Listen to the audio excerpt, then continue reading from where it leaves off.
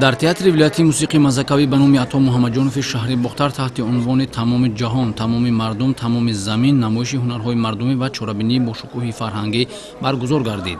Дар доираи баргузории ин тадбир муовини губернатори Алтайскии краи Федератсияи Русия ва масъулини мақомоти иҷроияи ҳокимияти давлатии Вилоятхатлон ва шаҳри Бухтар ширкат варзида, аз дастоварду ҳунарҳои мардумии ҳунармандони тоҷику рус дидан карда ба онҳо барои ҳунари волои мардумӣ баҳои баланд доданд.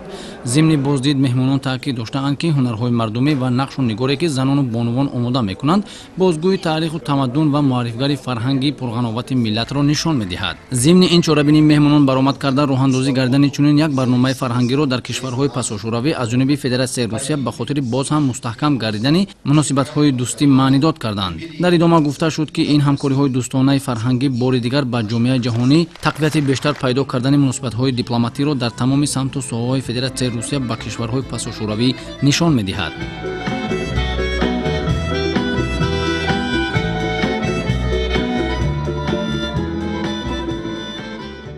дар чорабинии фарҳангӣ ансамбли рақси аганки ба номи Гари Палеваго, филармонияи давлатии Алтайскии край, ансамбли сурудҳои мардумии Вечерки ва дигар ҳунармандони фарҳанги Алтайскии край ва ансамбли рақсии ситораи шаҳри Бухтар бо барномаи омода карда ва ҳунару маҳорати хеш хотири ҳозиринро болида гардониданд.